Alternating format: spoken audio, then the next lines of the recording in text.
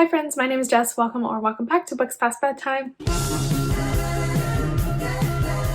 Today I have a very exciting video for you. It is another installment in my series where I read my friend's favorite books. This week is a little bit of a repeat because I am reading my friend Hailey's favorite books, and as some of you may know, I did already read Hailey's favorite books before. I did a reading vlog not too long ago where I read 3 of her favorite thriller books, and that video was a huge success. I read 3 books that I absolutely loved and adored. The vlog where I read her favorite books probably has the highest average rating of all of the videos I've done in this series. I think I liked her books the best, so I'm very excited to do this video again. But because last time I read 3 of her favorite thrillers, this time I've decided to mix it up a little bit. Since I already know and trust Hailey's thriller recommendations, I am going to read some of her favorite books in different genres and see if our taste in different genres lines up as well as our taste in thrillers does. And despite that whole spiel that I just gave you, I am going to read one thriller in this video because one of her favorite thriller authors is Lisa Jewell, and in the last video where I read Hailey's favorite books, I did not read a Lisa Jewell, and so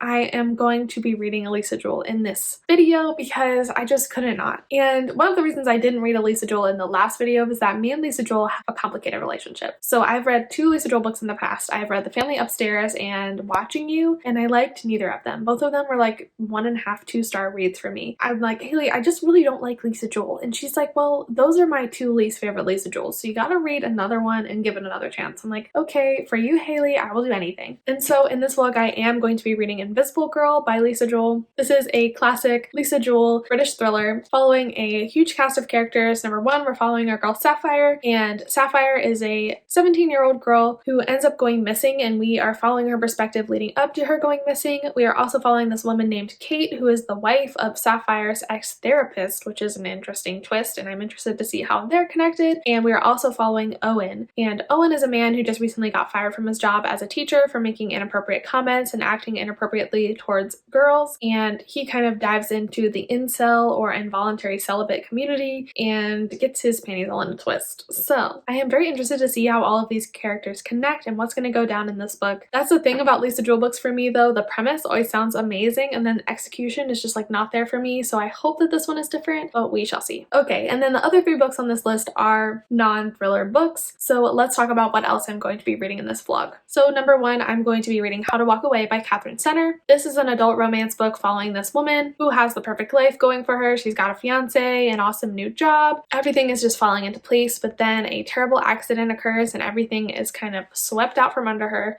Her life totally changes and she has to figure out how to move on from here. This is a book I would never have picked up for myself. I don't know why, but Katherine Center's covers just kind of like turned me off a little bit. I don't know. So I'm nervous about this one, but Hailey loves it, and so I hope that I will love it as well. I also am planning to read The Black Flamingo by Dean Atta. This is a coming of age story about this black gay teen who really finds himself in college through drag life, and so he becomes this drag queen called The Black Flamingo. This book, on the other hand, is definitely one I would pick up for myself. This was Hailey's favorite book of 2020, and I have really high hopes for this one. I'm very excited to pick it up, and I think I am going to love this one. I am also planning to pick up The Humans by Matt Haig. This is an alien possession story in that aliens come down from outer space, start possessing people. The alien in question that we are following possesses this man with this human family. He starts to fall in love with the wife and really enjoys spending time with the kids, and he's very conflicted about what he's supposed to be doing. This sounds like The Host. Not Gonna Lie by Stephenie Meyer. So I'm interested to see where this one goes. And I read The Midnight Library by Matt Haig recently and didn't love it as much as everyone else did, so I'm a little anxious about this one. Also, this is like so different from what Hailey usually reads, I feel like, that I'm interested to find out why she likes this one so much. I honestly can't wait to dive in. So those are the 4 books that I'm going to be reading for this vlog. I thought it would be fun to kind of try and predict my ranking of these books. So I think the book that I will like the most is probably The Black Flamingo by Dean Atta, and then I kind of feel like Invisible Girl will be the one that I like the next most because I really do trust Hailey's thriller recommendations, and if she says that those 2 Lisa Jewell books that I read were the worst Lisa Jewell books, I trust her, and I have high hopes for this one because this is one of Hailey's favorite Lisa Jewell books. And then I think I probably will like How to Walk Away by Katherine Center next. I don't know why. I'm not sure I'm gonna like this one either. I tend to feel fine about like romance or contemporary reads, so I think that I will like this one alright. And then The Humans by Matt Haig, I have a feeling is going to be my least favorite. It just is very different from what I usually read, and I don't love Matt Haig as an author from the one book that I've already read. Plus this just sounds really weird, so I'm not sure how I'm gonna feel about it. I feel like this one's gonna be a hit or miss for me, so I'm putting it last as my prediction. But hopefully I love all of these books and that I'll have trouble ranking them because I will love them all so much at the end. But we shall see. And so I'm going to get to reading. The first book I'm going to read is going to be Invisible Girl by 𝗖cie 𝗁𝗄𝗧. I am 50% of the way through Invisible Girl, so let's talk about it a little bit. So basically we are following 3 different perspectives in this book. The first perspective we're following is this young girl named Sapphire who actually ends up going missing, and the perspectives we're following her in are prior to her going missing. We also have this lady named Kate that we're following, and Kate is connected to Sapphire because her husband was Sapphire's therapist. And Sapphire's also kind of obsessed with him. She follows him around and stuff. Kate actually thought that her husband was having an affair with this girl, so that's kind of how they're connected, and when she goes missing she's kind of afraid of the connection between her husband and this girl. And then we're also following this man named Owen, and Owen lives across the street from Kate, and Owen is this kind of creepy guy. He got fired from his job for sexual misconduct and just saying weird things to the kids that he teaches, and when that happens he kind of gets really mad at the world and he's like, this is ridiculous. He also has the storyline where he is virgin, and so he kind of finds the world of incels online, kind of goes into this spiral for a while but then pulls himself out of it. But everybody in the neighborhood kind of thinks he's creepy and kind of wants to pin the blame of the stuff that's happening on him. Where we are now, he actually just kind of got taken into custody to be questioned about Sapphire's disappearance, and as far as we know he didn't have anything to do with it, but he is kind of creepy and weird, and so I'm not mad that he got arrested, to be honest. I kind of think he's supposed to be a sort of sympathetic character, but he's very much like the worst kind of man, so I'm not sympathizing with him at all. So as I mentioned in the intro, me and 𝗖cie 𝗁𝗄𝗧 have never really got along, and I think so far this book is better than the other 2 I have read. The writing style is a little weird. It took me a minute to get into it, and I think mainly that's because there is a switch between first and third person. When we're reading from Sapphire's perspective it's first person, and then from Kate and Owen's perspective it is third person. So that was a little bit weird at first, and I took a second to get used to it, but I'm into it now, and I think at the halfway point it's really picked up. So far it has been a pretty quick read, which I like in a mystery thriller. It hasn't drug out or anything, and I feel like the other 2 𝗖cie 𝗁𝗄𝗧 I read kind of were drug out a little bit. I'm liking this one better. I don't foresee it being a 5-star read, but it just might convince me that 𝗖cie 𝗁𝗄𝗧 could be for me if I found the right books. So those are my current thoughts. I don't love it, but I also don't hate it, which is a step up for me with 𝗖cie 𝗁𝗄𝗧, so I'm counting that as a win, and I will let you know my thoughts once I finish the book. I finished Invisible Girl by 𝗖cie 𝗁𝗄𝗧 earlier today, and I ended up really loving this one. Thank you, Hailey, for making me try 𝗖cie 𗗁𝗄𝗧 again, because she has been redeemed in my eyes, and I can't wait to read more of her books now. So what I really loved about this book is that there were multiple different characters who could possibly be the perpetrator, and I was like kept guessing till the very end. I definitely had some working theories, and one of the theories I had ended up being the correct theory, but then there's like a total screwball at the end, and I just really loved how it all came together in the end, and I just thought that the ending was really good. I loved how all of the characters ended up connecting. I'm going to go into some spoilers for a second here, so I will put that up on the screen and you can skip to the time card where there's no more spoilers. But that ending was honestly crazy. As soon as we were reintroduced to the character of Harrison, I had an idea that it might be him. I wasn't totally shocked when it was him, but I liked that even when I thought it might be him, I was still like, well, maybe it is Owen, well, maybe it is Rowan, or maybe it is Josh. I liked that there was still doubt throughout the whole thing, because even though I did predict it, it was just kind of one of my working theories, you know? I love when a thriller does that, where it really keeps me guessing till the end, and it makes me like theorize throughout, because I just like, I'm like, what's going on? I want to know. That makes such a good thriller for me, and I feel like this book did that so well. I also really liked the comeuppance that Harrison got. One of my kind of theories was that Sapphire had killed Harrison and then ran away, and I'm kind of sad that that wasn't what happened, but I guess breaking his fingers and putting him in jail is a good enough revenge, but it would have been awesome if she had freaking killed him. I don't know. But anyway, we do love some vigilante justice, and I got a little bit of that, so I'm happy. Also, like the very ending where it's like, well, Harrison had an alibi for some of these crimes. It could have been Josh or it could have been Rowan. I was like, oh my god. And I was talking to some people, and some people think it was Rowan because that was like the point of 𝗖cie at the end, being like, he's a creep, he's a weirdo. But then Josh comes up to Sapphire in the freaking gear that the perpetrator was wearing. It's just like, I don't know who it was. And Josh was kind of of sus throughout, so I'm like, it could have just as well been him. I don't want it to be him, but you know, it could have been. And then like Owen was kind of given this redemption arc. He was released from prison, and I just like, good for him for getting it, but I'm really just not in the habit of forgiving men, so I kind of had trouble with that storyline. But like, good for him for taking classes and trying to treat women correctly. Like, that's awesome. But do I want to be his friend? No. So yeah, I ended up really liking this. I liked how all the characters intertwined. I did like multiple perspectives. I thought it was kind of weird, the like switching between first and third person. I didn't love that choice, but I could get over it because ultimately I really liked this book a lot, and I'm giving it 4 stars. And 𝗖𝗓 Jewel has been successfully redeemed in my eyes. So thank you, Hailey. I really appreciate you encouraging me to read this.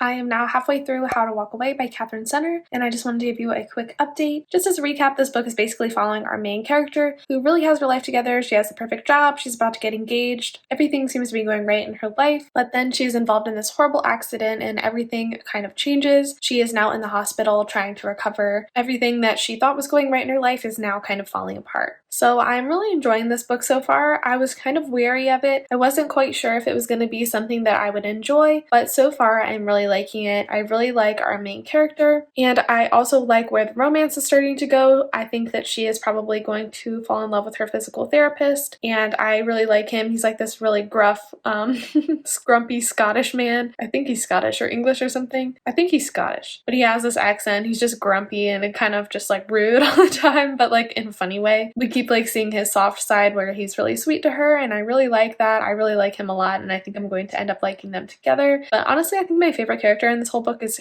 her sister Kitty. Kitty is the best. She just has such a crazy storyline. She was kind of estranged from her sister for a couple of years because some drama went down with their mom. She came back into her life now that she's in the hospital, and she wants to rekindle that relationship with her sister. And Kitty is just really funny. She does not take anybody's shit, and it's been really good for our main character, who, if you couldn't tell, I forgot her name, which is why I'm not saying her name. My bad. YouTuber. Anyway, so I really like Kitty, and I really like the love interest. Liking where this is going, I really hope that our main character will start standing up to her parents more, because her mom is like absolutely terrible. I kind of hope that there's some kind of resolution there. There's a really good reason why Kitty didn't talk to her family for a while, because her mom is just terrible, and she keeps like shoving the way that she wants her daughter's life to be down her throat when her daughter cannot even walk, and she just sucks as a mother, honestly. So I hope that she kind of realizes the error of her ways and gets her relationship with her daughters back on track, but we shall see. I'm really liking it so far. It's not like my favorite thing in the world. It's probably like an average read for me right now, but I am enjoying it more than I thought I was going to. I'm not totally bored or anything. I really like the audiobook, so it is going well, and I will let you know how I feel once I finish it. I'm doing my entire wrap up of this video in this car, so if we keep switching back to here, that's why. I did finish How to Walk Away by Katherine Center last week, and I really enjoyed this one as well. So in the second half of the story, our main character gets out of the hospital and is really trying to figure out her normal life. She really is in love with her physical therapist, but he believes that she only loves him because of the trauma surrounding it, and that he was kind of her lifeline while in the hospital, so that's why he thinks that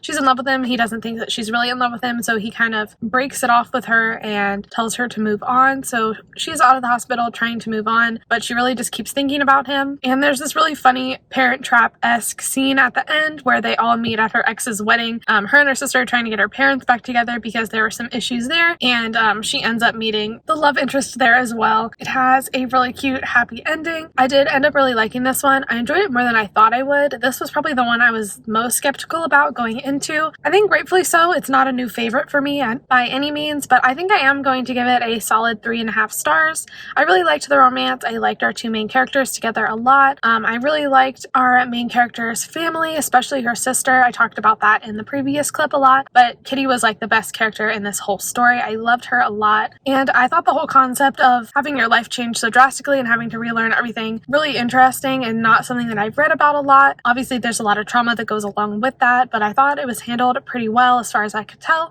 So I enjoyed all of that. But again, this kind of was a very surface level book for me. It didn't really elicit any strong emotions. I liked our main characters together, but I didn't really care or connect to them that much. I definitely thought they were cute. I definitely enjoyed reading about them. It wasn't a book that I just wanted to keep binging all the time. It was just kind of, like I said, a surface level read, and not something that I'm likely to think about ever again. I also didn't like how unrealistic the ending was. Like, I enjoyed how it ended, but it was very much like wish fulfillment kind of deal. The epilogue was very cheesy. Obviously, it was cute, but it was a little much. But overall, I did really enjoy this one, and like I said, I'm going to give it 3.5 stars, which is a really solid rating for me. That means I really enjoyed it. I don't have very many complaints, but it's not something that's a new favorite or that I will think about very much in the future, so that is that book.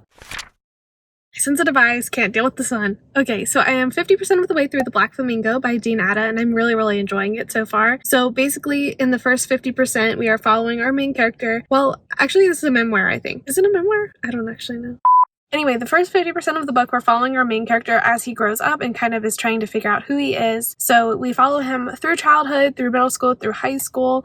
He has always kind of felt a little bit different than everybody else. Like, he doesn't want to play with boy things. He's more interested in dolls and dressing up and that kind of deal. And then he figures out he might be gay or like boys in some capacity when he's a little bit older, and kind of going through his experiences with that, being accepted by his friends and his family, and what that means for him. And it's just a really well done story so far. I really love stories like this that are just somebody's life figuring things out. I really like too how the tone changes as our main character gets older. Like, when he's younger, the voice definitely sounds young, and then now the voice definitely reads a little bit older, a little bit more mature, a little wiser, so we definitely feel like we're following him growing up, which is a really cool aspect. I also am really enjoying the audiobook. It is narrated by our author, Dean Atta, so it's really well done. I like it a lot. Just really hearing the story exactly how he wants it to be told. I'm really excited to see what happens in the second half, because we have now entered college and our main character is starting to discover drag and that he might be interested in it a little bit. We've just gotten to college with him. He's just really finding his footing and who he wants to be, which is such an interesting and like pivotal time to read about. We don't get a lot of characters in college, so I'm really enjoying that aspect as well. And yeah, I really like the writing, really like the characters, and I'm excited to see where it goes from here. So a couple days ago, I did finish The Black Flamingo by Dean Atta, and I absolutely loved this book. It was just such a wholesome, sweet, emotional story about our main character, and I think I loved the second half of the book even more than the first. I loved seeing him go to college and get into drag and really just find himself and come into himself in his poetry and his art. It just was a really cool story. I don't have a ton to say about it because it was pretty short, but I did end up really enjoying it. I think I'm going to end up giving it 4 stars, and the only reason it's not a 5-star book is because, like I said, it was pretty short. We did touch on some important topics like identity, race and racism, sexuality, finding yourself, but we didn't go really deep into anything. It was kind of a very surface level read, and it is YA, so it makes sense, but it just didn't evoke enough of an emotional reaction in me for me to give it 5 stars. I would have liked it to be a little bit longer, or instead of maybe taking place over such a long period of time, just focused on when he was in college. But overall, I did really enjoy this one. I had a great time with it. And so we are still doing pretty well. I've rated all of these books fairly high so far. There's nothing I have hated yet, so let's jump into the last one, The Humans, and see what I have to think about that one. I am now 50% of the way through The Humans by Matt Haig, so let's talk about it a little bit.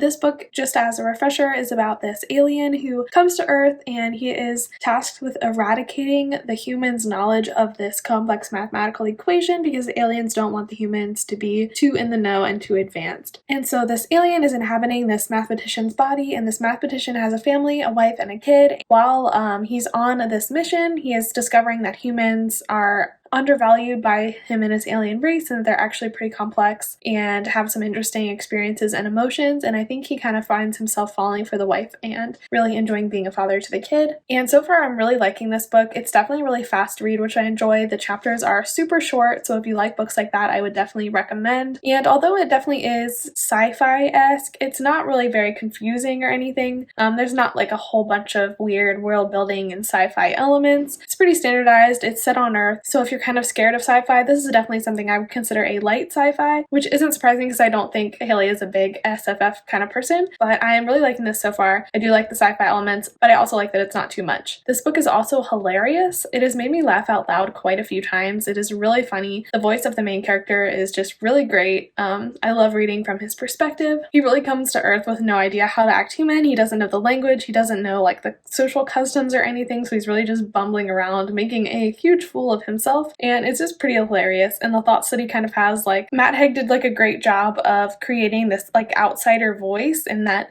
he just is genuinely confused by the weird things humans do, and it's just really funny. It just seems to nail it on the head pretty well. I also like all the other characters. The wife and the kid are super interesting to learn about, and I'm very excited to see where it goes. He is technically tasked with killing the wife and the kid, so I am interested to see how it goes. The way the story is written, it makes it sound like he is back home on his alien land, but I don't know. I am not quite sure what's going to happen, so I'm very interested to see. So I will keep you updated and let you know when I finish it. I did finish The Humans by Matt Haig yesterday, and I ended up really enjoying this one. This one might even be my favorite of the 4 that I've read in this vlog, but basically in the second half of this book, our main character cuts himself off from his alien host, his alien brethren, and decides he wants to live on Earth full time because he really loves the family he has created and he doesn't want to have to murder them. He is adjusting to life on Earth. He still doesn't really quite understand all of the intimacies of human interaction, and so he does something that screws up his relationship with his wife. That causes like the big main conflict of the book, and we do kind of end on an open-ended ending, but I really liked that. I thought it really worked for the book. This isn't a very long book. It's actually very, very short. It's less than 300 pages, and I don't think having like a cut and dry, tied up with a bow ending would have suited this book, so I really enjoyed the ending. I thought it was really good, but overall, I did think this was a really funny read. I enjoyed it a lot. I enjoyed our main character. I honestly thought he was hilarious. There was definitely some really funny lines that he had in this book, and I also really liked the family. I liked watching him fall in love with the wife and with the son, and that part was just so wholesome. And this book, I feel like this is a theme with Matt Haig. He really wants to encourage his readers to appreciate life and live life to the fullest, and I really definitely got that message from this book. It was a little bit heavy-handed, which was the same complaint I had with The Midnight Library, which I read recently, but I don't necessarily think that's a bad thing. It's just not my exact personal preference. That being said, I did really enjoy this one. I thought it was a lot of fun, and I think I'm going to settle on a really strong 4-star for this one. I really did enjoy it. Thought it was funny, thought it was heartwarming, liked that it reminded me to appreciate the little things in life. Also, there's a dog in this book named Newton, and like one of the first things he does when he gets to Earth is use his powers to restore Newton to his youthful abilities, because Newton was kind of old, and he just forms this great bond with this dog.